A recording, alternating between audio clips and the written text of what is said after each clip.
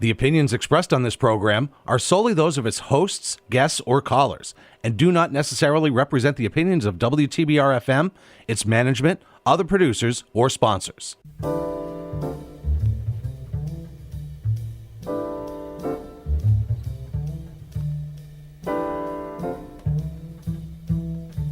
Hi, everyone. You're listening to Backstory. Let's hear it on Pittsfield Community Radio, 89.7 WTBR-FM Pittsfield, 88.1 WSBR Lee with Roberta McCulloch-Dews.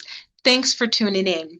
So today we are talking once again with noted historian and educator, Dr. Frances Jones-Sneed.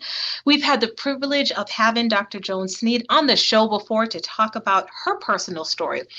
But today she's back to share the story of a few historic locations in Berkshire County. Our goal is to get as many locations in as possible, but if we do not, she will be back on the show. So Dr. Jones-Sneed, are you ready to get started? Sure am. All right, so we're going to start our journey in Pittsfield on 3rd Street, to be precise, 82 3rd Street. And there's a little house nestled at that location. And if you really didn't know the history of the house, you would probably drive right by.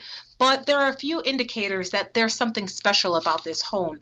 It belonged to the Reverend Samuel Harrison, who was a noted figure in American history. Could you talk a little bit about Reverend Samuel Harrison and the significance of the home that has actually stood the test of time for nearly 200 years? Yes, I think it's really great that we're starting in Pittsfield and that we're starting with Reverend Harrison's house, because it shows that talking about Black places in the Berkshires, that we're just not talking about places that are a footnote in history, but really, really important and essential history that everybody should know. Reverend Harrison came to the Berkshires in 1850 to minister at the first Black church founded in Berkshire County, which was a Second Congregational Church. Reverend Harrison was born enslaved in Philadelphia in 1818. He trained as a shoemaker under his uncle there in Philadelphia, but at 18 he had a religious call. And his mother was Presbyterian, and she attended the Black Presbyterian Church in Philadelphia.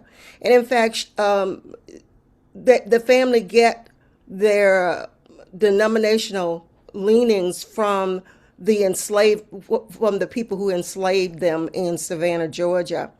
Because when we really talk about Black ministers like Reverend Harrison, we usually think of the AME Zion, Black Baptist, Methodist. We think about those churches. But here's a man who went the Congregational and Presbyterian route, which very few Black ministers did. So this is really significant, especially in the Berkshire and in New England. But here, when he comes to Pittsfield in 1850, he brings his wife and his children in the middle of winter, and and so that's kind of familiar. In 1850, and he says he thinks that the snow came up to his knees, and they went on. They first had a house over on Pontusic Lake, which was even colder at that point in period of time. But after a couple of months, they did find a house on 3rd Street. And then about 2 or 3 years later, he found the property that we are talking about at 82 3rd Street. He buys the property, but then he needs to build a house, and so he has to get a loan to build a house, and he gets a loan of $300, $100 from 3 people. Yeah. And then he builds the house. He doesn't like owing people this money, and so he goes to what is now Berkshire Bank to get a loan. And they do give him a loan at a really stiff rate. And he kind of talks about that. But it was really amazing at this point in time because this is in 1853 or 4. And Yeah. we have to ask, what does freedom mean for Black folk Yeah. in New England and Berkshire County at this point period of time? Hmm. Very few Black people owned property. Yeah. And so here is Reverend Harrison buying this property, $300. He doesn't get very much from the church because the church has less than 20 members. Wow. 20 members, can you imagine that? So he has to keep up with his cobbling as a business. His wife is a seamstress, so she sews out of the house. So he Yeah. does different things. He becomes a kind of a figure in the community for Black folks because he's the only Black minister Yeah. at that point in period of time. The AME Zion is going to be much later within. The Black people in time who does not attend the Second Congregational Church attend predominantly white churches. But what, Dr. Jones-Sneed, that's a good point that you make about the time. You painted a really great picture, and I know you're about to get into something that was really juicy. But if we could just go into the landscape Mhm. of the period, the time, obviously it was an anomaly from what I'm hearing that he was able to even have this property. You know, the fact that he got this loan at a stiff rate, he still got it. He still got the loan, and he was able to do this. What was the community like around him or at this time? Like, what was life like? Um, there were the population in Pittsfield at that period of time. Black folks have been in Pittsfield from the very beginning, but still their numbers were very small. They were about 3% of the population Mhm. who were African American at that period of time. And on Third Street, where he lived, there were just working class people, but Mhm. mostly they were white. And the church at that point in time was on First Street. And so he would walk from his house on Third Street across the Pittsfield Common right into his church. So it was Wow. just a straight shot for him to walk from his house to the church and then downtown. So that was kind of his world at that point in period of time. The church as it exists today, was only, it was not until the 1940s that church changed. And so Reverend Harrison never knew anything except that church on First Street. So, Wow. yes. And so Black people were lived in kind of really different kind of areas. It was not really until the 1920s and the 1930s that Mhm. we get the accumulation of Black people on the west side of Pittsfield. Because Right. I think when we think about Pittsfield and we think about Black life, we think about the west side. Right. The west side was, I think it was really created on purpose. Hmm. First, for Jewish people, Yeah. Irish people, Yeah. Italian people Yeah. who were outside of the main and they didn't want people living in their neighborhood. And so Yeah. that's where they sent them. And so when the majority of Black people came during the Great Migration, Yeah. the only people that would open up for them are those other immigrants on the west Yeah. side that opened up for them. But when Harrison was living, during that period of time, Black people were scattered all over Pittsfield. They didn't have just one conglomerated area that Black people were actually living. So, That's interesting to know. yeah. Hmm.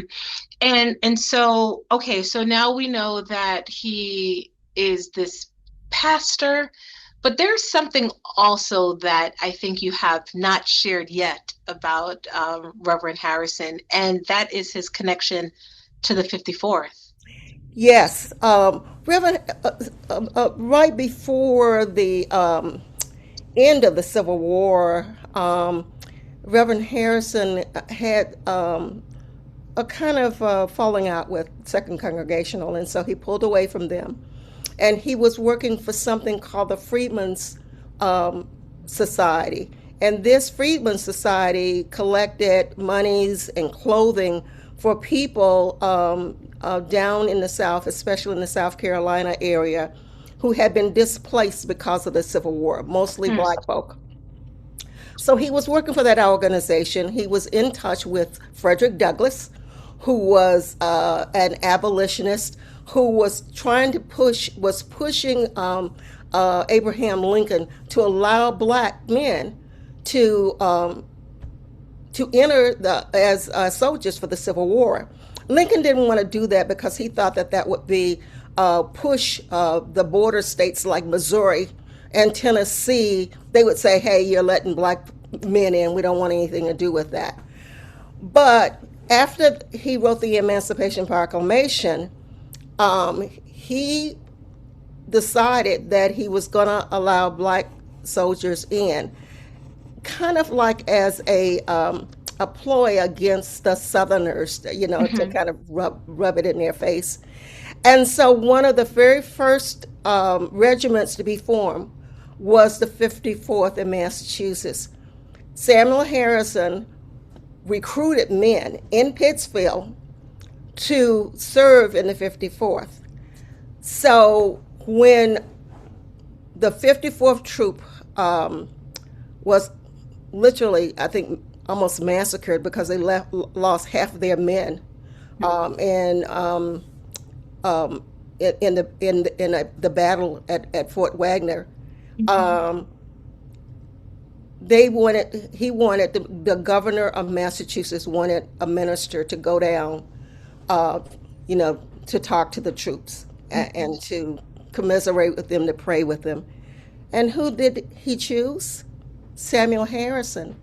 And it was amazing because here's this man in Pittsfield, which, no one in Massachusetts really thinks anything of the Berkshires. Where is the Berkshire? Western Mass. And there he is in Boston, and in Boston it's really lively. There are a slew of Black ministers in Boston. So why would he choose this man from this very small place? Why did he? We only have speculation of why he did so. Because Harrison was a congregational minister. Okay. And the president of Williams College, Congregationalist, friends with the governor, recommends Harrison because Harrison has such an appeal to the people in power. Harrison knew everybody. He knew the governor before. He knew like 3 governors on private terms. In fact, we're talking about that $300 that he raised from 3 people. One of those people was an ex-governor, Briggs, that he borrowed the money from. So that he was really social then. He was a very outgoing figure. Yes, and I think Dennis Dickerson, who's a historian at Vanderbilt, and did one of the first papers on Reverend Harrison, said that Reverend Harrison had to be a diplomat because the church could not afford to pay him that much.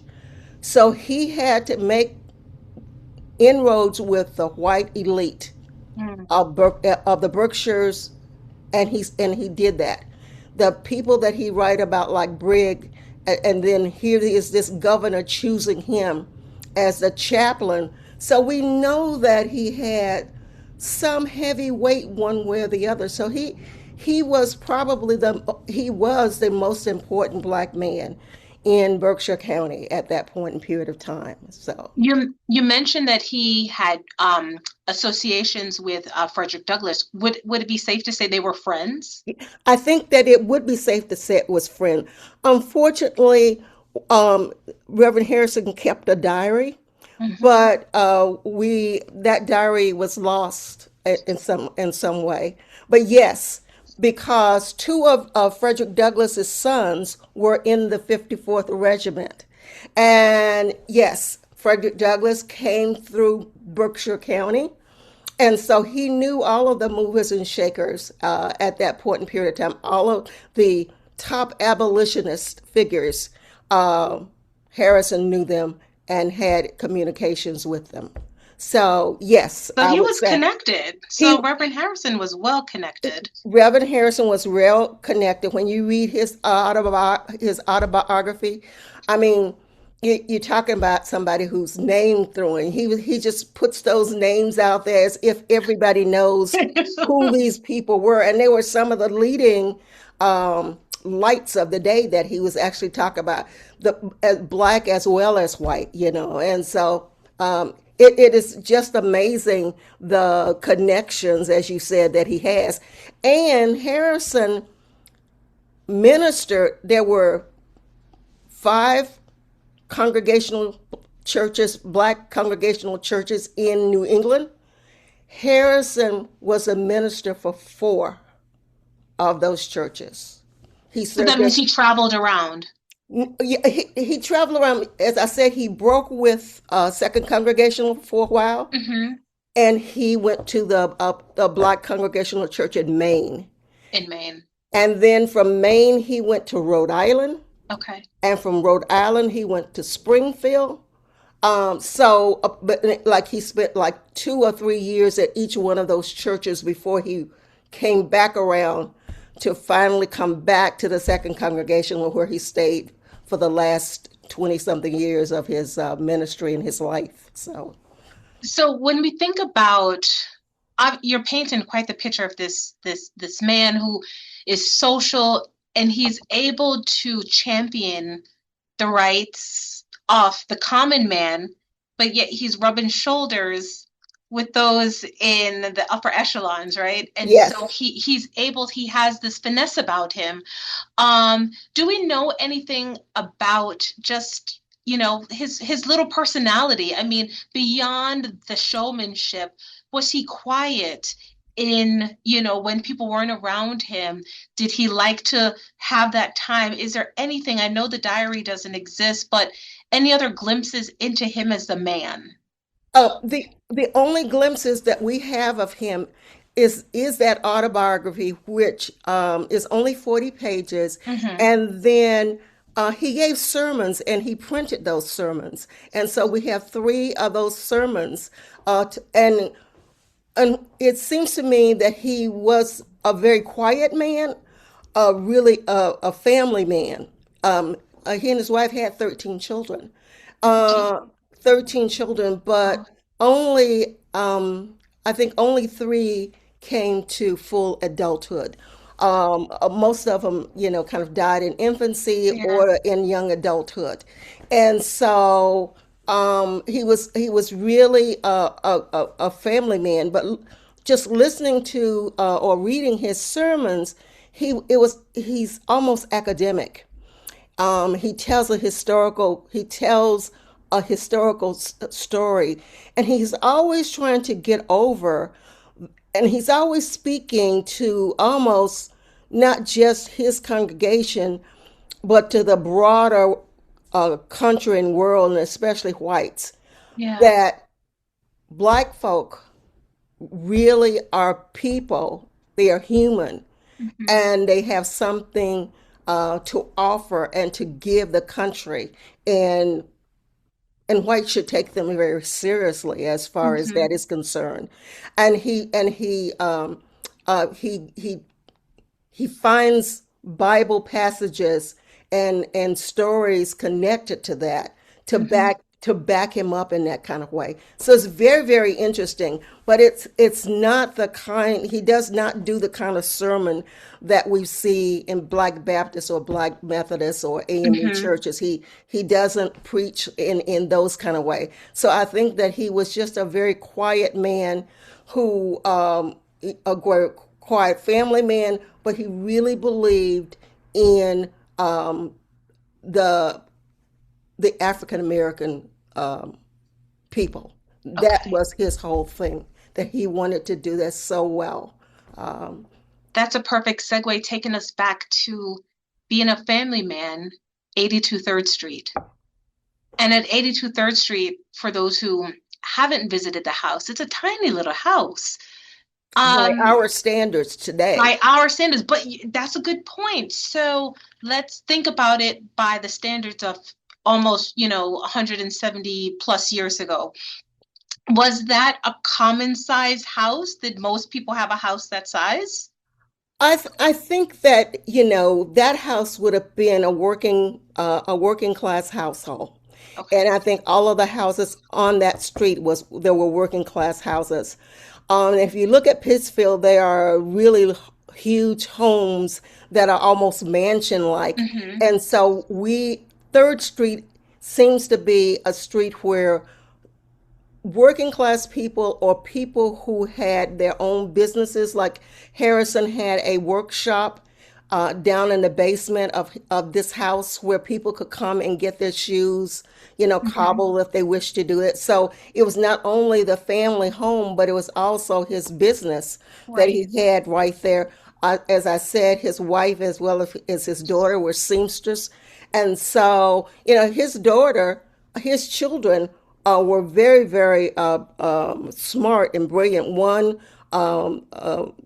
graduated as a valedictorian in her class.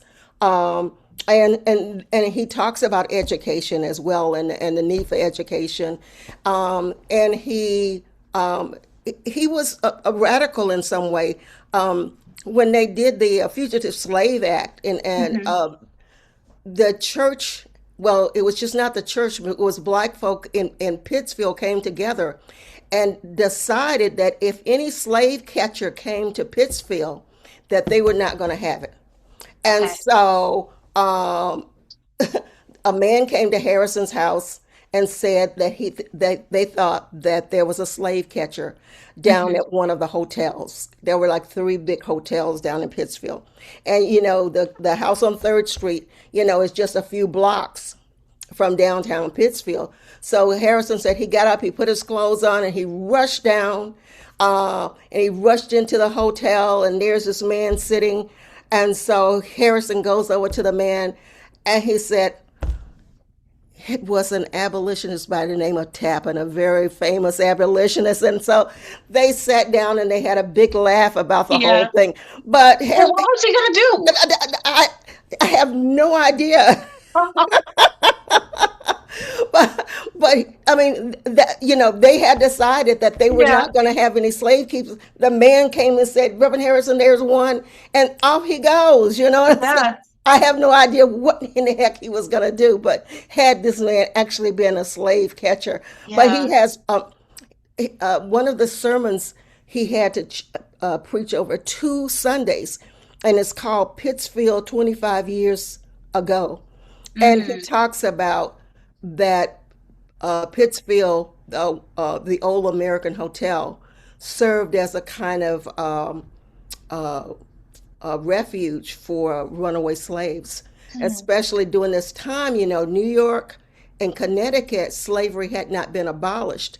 And so slaves came across the Connecticut and the New York border. They would come into Pittsfield, and the man at the American hotel would actually hire them. And so a woman had run away from Albany and had been given a job at the American hotel. And the owner came because he heard that she was there. The guy sent the woman to Lanesboro, to a place in Lanesboro for protection. And then they just stonewalled this guy. Harrison went down again, and they stonewalled the guy. And so, and he said, he told them, people don't like slave catchers here. In fact, I think that there's a group that may be coming. And this man got on his horse and left, in a real hurry, because he didn't want to face any kind of crowd or anything like that. But really telling the story of Harrison's kind of connection with the business community as well in Pittsfield, with the American Hotel being kind of a refuge that would hire ex-slaves or runaway slaves, as it were called. It seems a little bit progressive in a way. Well, it was very progressive Yeah. in that way. In that, and then he was involved in this as well. So that they were very proactive, that they were not going to have this in Pittsfield. Even with such a small population, they felt that they had allies that would support them in this Yeah. whole kind of thing.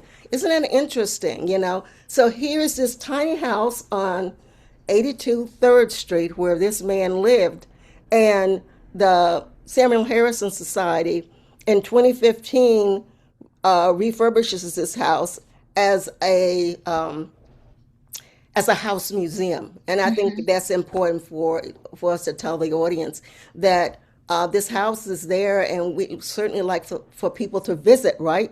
To Yes. get a feel of it, because you walk in the door, and I think that was kind of the kitchen, the kind of dining room. To the left would be the parlor. Hmm. And then going up the stairs, there are three bedrooms. And 3 bedrooms at that point in time for a working class family, I think that's pretty great. Yeah. At that point in time, and then downstairs is where he had his workshop, Yeah. and his business down there. So, I think what always strikes me, Dr. Jones-Sneed, is it's the roof oh, of some of these old homes, because it makes you realize people were short. And I'm like, I could fit right in. I have found my people, right?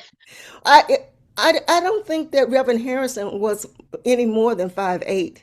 I think Okay. if he were 5'8", he was tall. Yeah. 5'8" was tall for that point in time. But Yeah, yeah, yeah, so they were definitely shorter people, but I think what you have mentioned is so important, that we have this history that is nestled within the everyday. yes, And it's there. And if you don't know the story, you would pass by this home, or even if you never had any reason to turn down on 3rd Street, you would never even know it exists. But to know we have such a connection to the Civil War, to early Pittsfield history, to the Black community that lived here, there's so many layers of history that intertwine. And then when you also talk about the people of Pittsfield and the allyship and the support and how they supported the people, it is something that we always don't hear about. It's not something that is known. Why? Because we don't, that kind of history, sometimes you forget about it. You hmm forget about it, but it's important to say. And it's when you mentioned that Frederick Douglass actually came to Pittsfield, I was like, what? Frederick Douglass came to Pittsfield? Like, seriously? I mean, that kind of thing, who knew? yeah. Because he Well, becomes such a figure on a poster somewhere, oh, I right? know. Well, the Berkshires have always had, luminaries. Yeah. Booker T. Washington came through Berkshires. Martin Luther King Jr.'s came through the Berkshires. So, hey, some people knew that we existed, right? And certainly, the Black luminaries knew that Yeah. the Berkshires existed, and here we had a man that had national connections, Hmm. because Harrison went all over New England, but he also went back and forth to Philadelphia and New York Hmm. as well. So he was always on the cutting edge, that he knew what was going on in the nation. So he was a very well-read man. Okay. I have another question to follow up on that, but we do have to take a quick break. When we do return, I have a question about what Reverend Harrison read, and then we're going to leave Pittsfield, and then we're going to get into head into our journey into Dalton. So we'll be right back.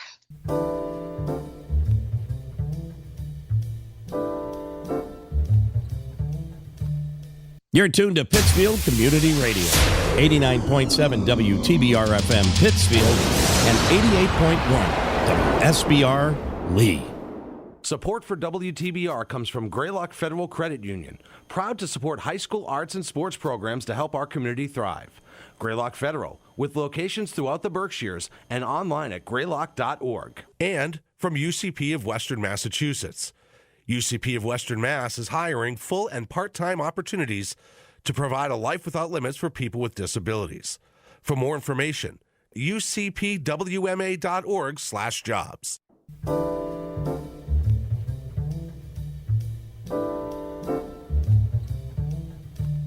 For my listeners just tuning in, my guest today is Dr. Frances Jones-Sneed, and we were getting into just a journey of historic places. Normally, we do a backstory on people, but our backstory episodes for a little bit will be dedicated to some locations that we have right here in Berkshire County. And we started our journey in the city of Pittsfield with the home of the Dr. Reverend Samuel Harrison, and he was the first pastor of the Second Congregational Church, as well as the chaplain for the 54th Massachusetts Regiment. And so much history we have been getting into, Dr. Jones-Sneed. You mentioned that Reverend Harrison was a learned man. What did he read in terms of, like, what was the newspaper of the day? I think the newspapers of the day were the local newspapers. I mean, if you read what we now call the Berkshire Eagle, prior to the Berkshire Eagle and then the Berkshire Eagle, you will find Harrison's name appearing almost every month, because they cover what he did and where he went and all of that kind of stuff. He wrote. He wrote into the papers as well. He read the one from Springfield, because Springfield was the kind of nearest in the state to another community of blacks, and because he had that connection with the black community in Springfield. So he read that paper. In fact, when he died, they had a big spread on about him.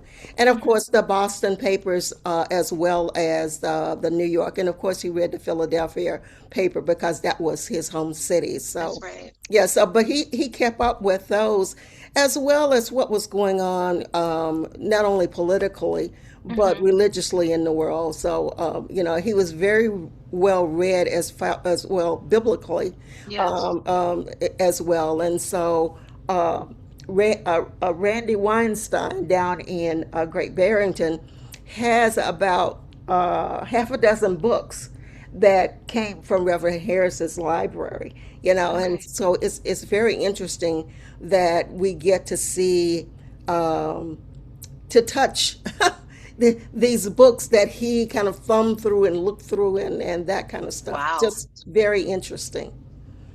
Wow, that's special. I mean, to actually look through the actual, like, feel it. Yes. Yeah. Wow. So we're leaving Pittsfield. We're obviously we're not in a little car. Let's take it back to time travel, right? So the mode of transportation back in the day, which I guess would be, I don't know, horse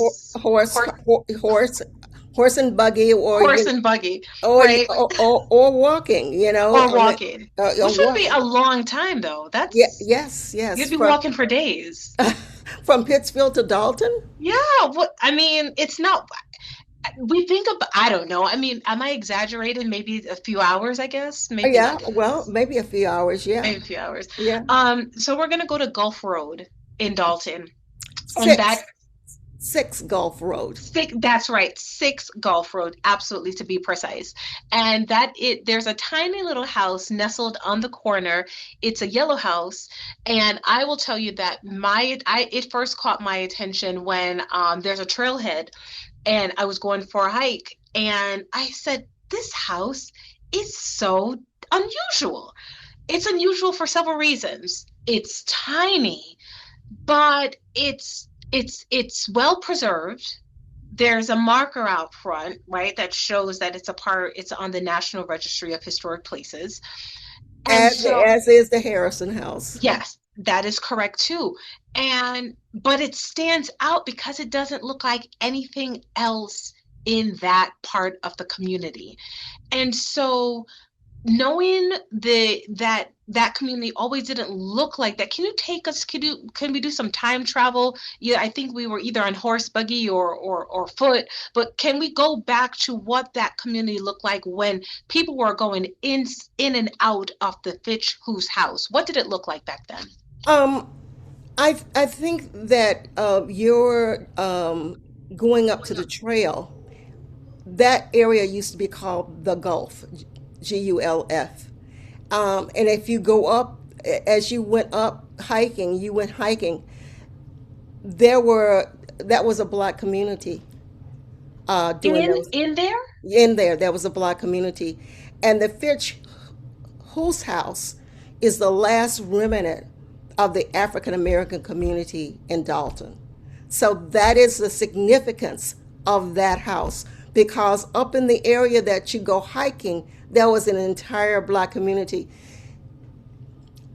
Need to be careful here, because if people always like to talk about the Underground Railroad. Yeah. So the story was that the Gulf was part of the Underground Railroad, where people could come and stay while they were en route to a place of freedom.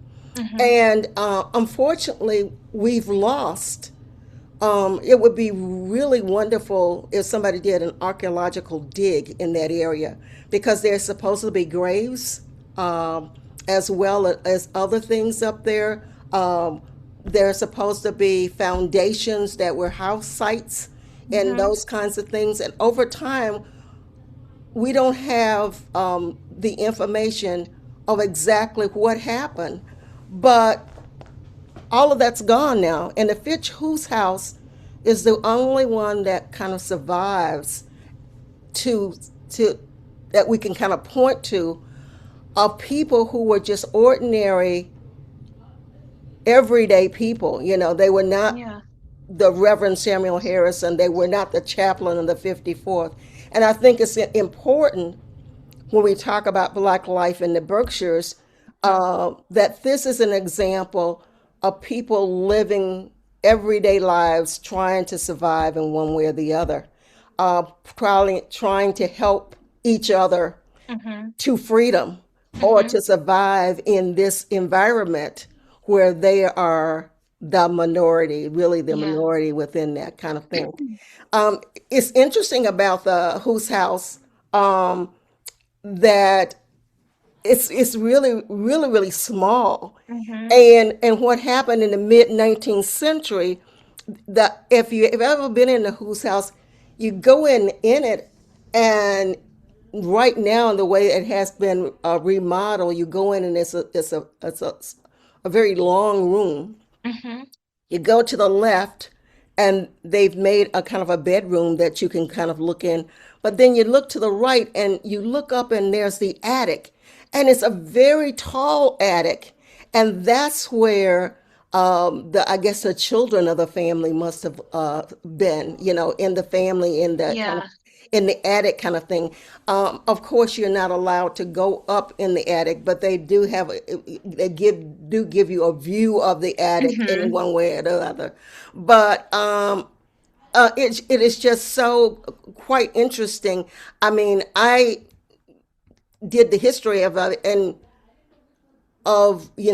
African Americans in Berkshire County, and this was one of the last places that I actually got a chance to kind of look and see, because nobody thinks about Dalton, and African American, especially being right next door to Pittsfield, where the majority of African Americans probably lived in the county at that period of time. So why that area? It seems there's so many things that you said just now that strike me as so interesting. The fact that the trail is basically built or has been carved out of a community. Yes. So I've walked this trail many times. It's huge, right? You can go in many different directions. And it makes me, now when I return to it, there's a level of almost like a level of sacredness to it, that this Yes, was like yes, yes, a yes, former community that yes, yeah, I am being a part of in some kind of way.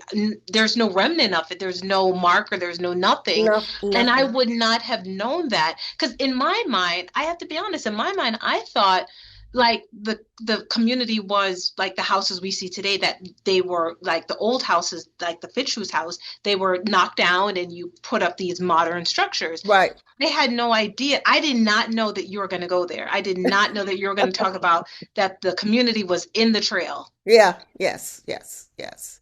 Wow. It is so fascinating, because the Who's House was not foreclosed until 2004. I mean, it's still in the possession of African Americans through 2004 when they took it for taxes.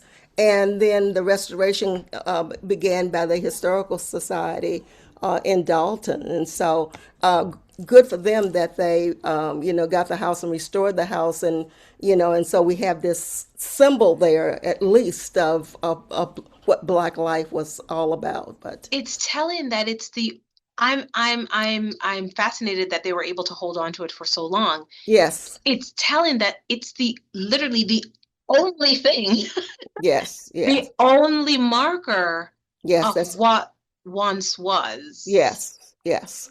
And there are descendants of Charles Hoos, and I understand that they do a visit Mhm. often and come back.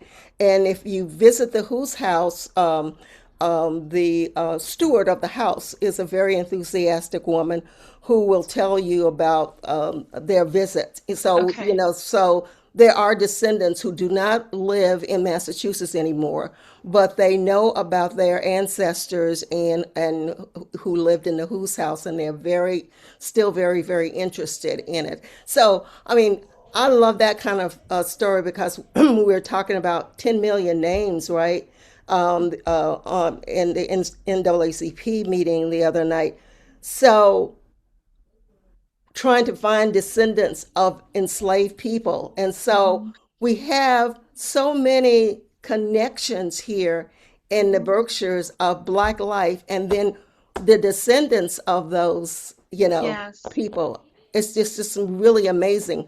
But you got my brain working like, can we start a project to unearth the history of the other people of the Gulf during that period of time? It makes It I'm would be it, fascinated it by would be it. it would be very, very fascinating to do that, right? It makes me think of Seneca Village in Mm, Central Park, part, yes, yes, and how people visit Central Park today and would not even know that there was once this Black community that was there called Seneca Village, right, A- and that it was taken, I presumably by eminent domain. I right, think that they right, were like, we need the property, we right, need to right, have this park, and right, you right, have to go. So, right. um, Isn't that the way it usually is done? so, but I think I've seen some images where they say there's like structural remnants that if you didn't know what you were looking at, perhaps you would just pass it and it would be like whatever. Yeah, But there are certain remnants that still remain from that community. unity. And it makes me think now about the Gulf. And as I'm walking, just have a different eye. Yeah, I don't know. Maybe my eye will start picking up things that aren't even there. And I'm like, is this like a structure? No, that's just yeah, old trash. Like, that's not what that is. But yeah, it really makes you think about the history that, again, we walk by every day, that's embedded in our everyday life, that we don't even know about. We're blind to, not because sometimes we're just blind to it, but because we don't even know it's there. yeah, yeah, yeah, yeah. And wow, the Gulf is representative of that. I think, And so yeah. that goes back to a kind of name that was given to one of the first projects that looked like African American life in the Berkshires, calling it the invisible community. You Hmm. know, that something is there, but you just, something that's in plain sight, but you don't Hmm. see it or know about it, in that way. And so that's the exciting part about I think, doing history is finding out these little tidbits, or, Yeah. bringing it to forward to people that, there was something, something here. There was a thriving community here of people trying to make, a living and make do. So where the Harrison House is still situated and still connected with a larger kind of community, this house sits there as a remnant of what a community, Yeah. yeah. So, I have peered inside the window yeah, because I've done that, and I'm like, that's the only thing I can do to get a sense of what it looks like right, inside, because right, it's closed. yeah, But very fascinating. And I think the people who have come before us, they leave certain things, right? Whether it's the structures that they right, once lived in, right, right. items that they once used. Used, Everything tells a story. story. Yes, yes. Everything tells a story. Well, we're gonna make our way now. We're leaving Dalton and we're gonna head down to Great Barrington. And Oh, okay. I know that, in considering who we're going to visit, his childhood home, W.E.B. Du Bois, Yes, yes. I know a lot can be said about him. So I already know, looking at the time, that we're going to have a part two, because we're going to have to get into more of his home site. But the W.E.B. Du Bois National Historic Site is in Great Barrington, and that encompasses, it's a trail, and we get to, the first stop on that trail really is his home site on Egremont Road. For those who have not traversed the trail, what is that experience like, and can they do it without a guide? Yes, they certainly can. It's really great that the UMass's public history program, that there was a group of that called Friends of the Du Bois Boyhood Home Site. And for years, that site, which is kind of 5 acres in a horseshoe, and a kind of a horseshoe form, you couldn't visit it because it was so grown up. It had poison ivy and all that kind of stuff in there. Yeah. And so, please, babe. Sorry. That you couldn't do anything. And so maybe 10 years ago, we convinced UMass, who is the steward of Yeah. that property. In 1969, it was deeded over to UMass.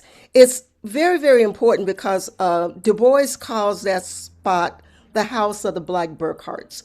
And he has an essay called The House of the Black Burkharts. He was born on Church Street, right by the Housatonic River, right downtown Great Barrington. He lived there with his mother until he was like three years old. His mother and father were there for 2 years, and then his father left.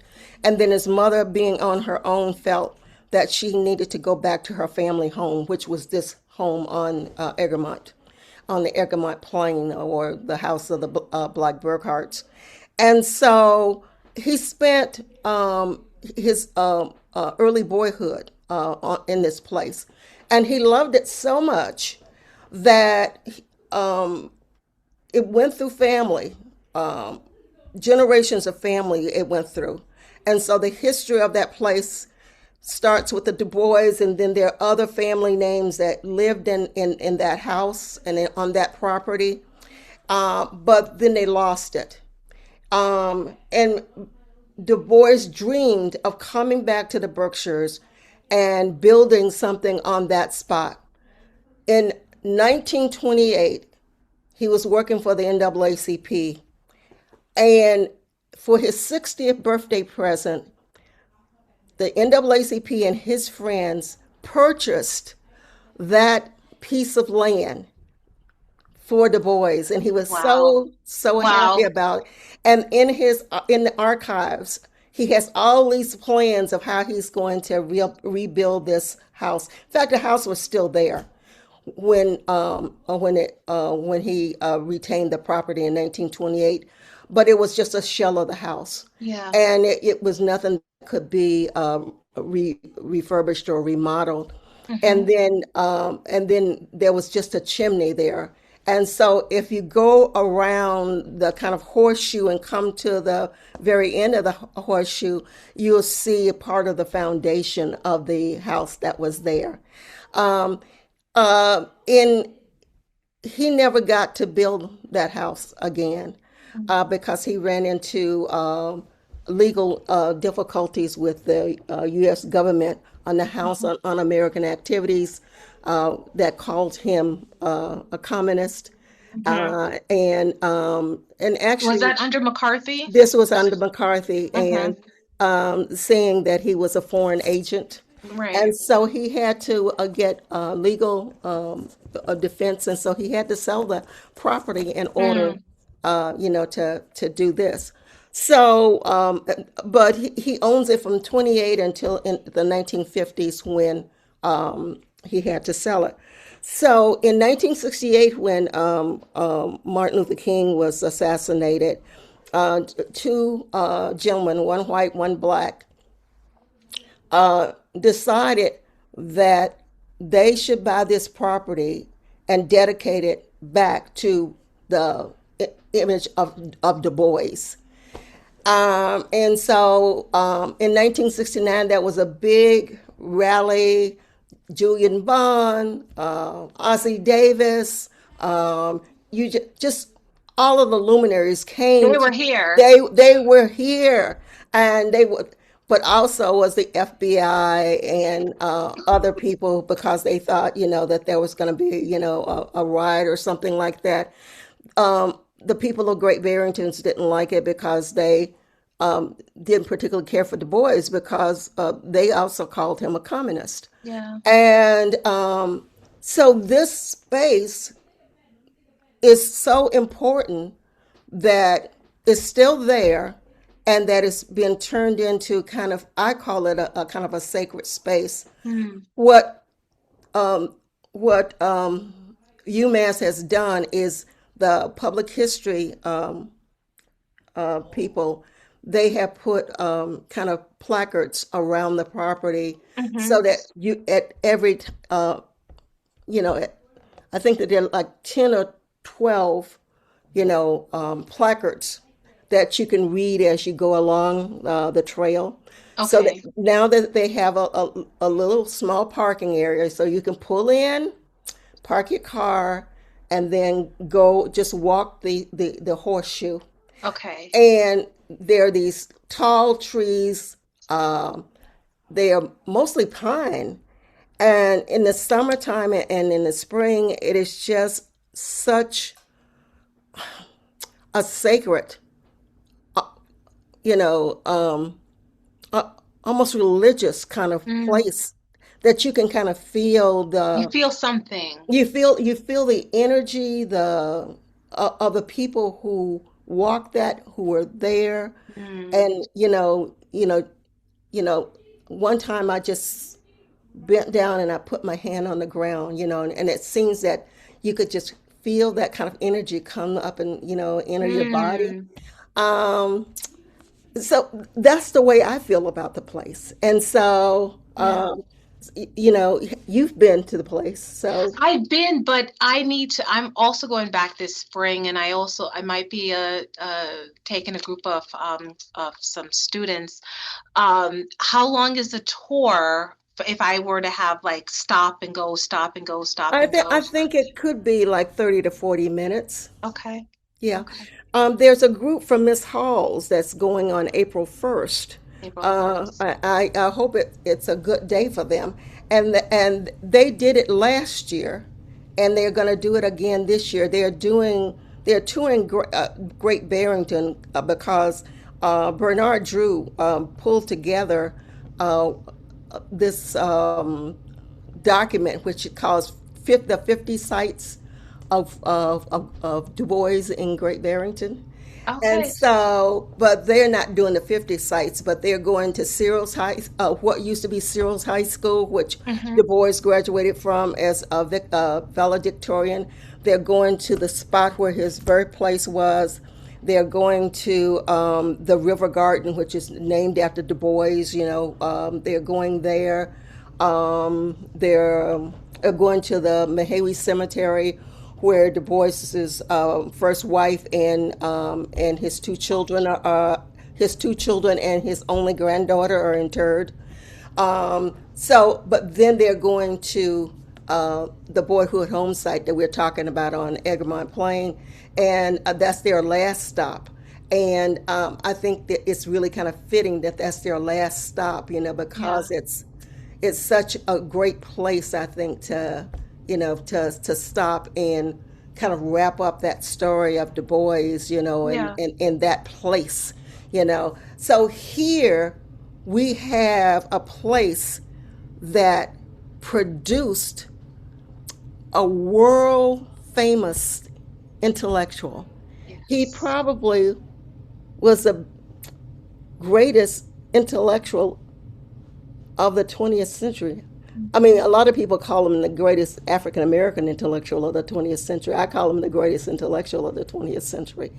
Right Yes. here in the Berkshires, right there in Great Barrington, Yes. um, and it had to be a fight for people for the people to recognize this man and to embrace him um, as a citizen of that place, just because of some a political kind of buzz about Yeah. this man. But of course, that they indeed now have a Yes. statue of Du There's a Bois statue. right in Well, front of there the. was quite the party last year. Yes, yes, right See, I. in front of the Mm-hmm. town's library. They That's have right. a statue of Du Bois sitting out there with his outstretched hand, which I always say, and then that when we talk about the next person is going to be Elizabeth Freeman, who Mm-hmm. also has a statue in her commemoration. And I'm not a big person about statues. I always believe in the here and now, and Mm-hmm. the kind of money that you have to put in order to do a statue Mm-hmm. and to maintain that statue. It seems, I thought, just reading Du Bois, that he would want that money to go toward the living, to Mm. young people, to make sure that they got their education, because he had to scrap so hard. Mm. People had to pay for his education. He would have never gotten the education had people not come together to Mm. pay for his education. But be that as it is may, when you asked me to do this, and then I was going back to trying to think about, who where we should, where are the places we should talk about. Yeah. I was reading something, and and I changed my mind. That commemorative statues and things like that are also for the living now, but it's for the generation to come, Yeah. to say to those generation that these people mattered, Right. that not only this person Du Bois or this person Elizabeth Mm-hmm. Freedom, but African Americans, Black people in the Berkshires, Mm-hmm. mattered. And they matter so much that we want to commemorate them in this way. So, Well, um, on that note, because we absolutely have to have a part two because we've run out of time. But we are going to have a part two. You are going to return. See how I'm just telling you, Dr. Jones, and I'm like, you are going to return for part two. But I would love if you are able to for us to continue the conversation in the next episode, to continue our journey through South County, and explore our as we wrap up W.E.B. Du Bois, we can touch a little bit more about him in the next episode. And then we can talk about Elizabeth Freeman and get into her story and her journey. So, I hope that, this was, I know that this is your passion, this is your love. And I hope that our listeners today also enjoy the backstory these locations, because again, just like people, we have stories, so too do these locations that we pass by every day. They too tell a story and have this hidden history that we often don't know about. So I thank you, Dr. Jones-Sneed, for making the time to come and share this wonderful retrospective about Black history in the Berkshires. Thank you so much. And it is Black history, but also American history. I always like to say that because it is weaved into the fabric of this country. So thank you so much for the journey. We're going to continue it in the next episode. And to my listeners, you've been listening to Backstory. Let's hear it on Pittsfield Community Radio. Thank you, and I hope you tune in again next week.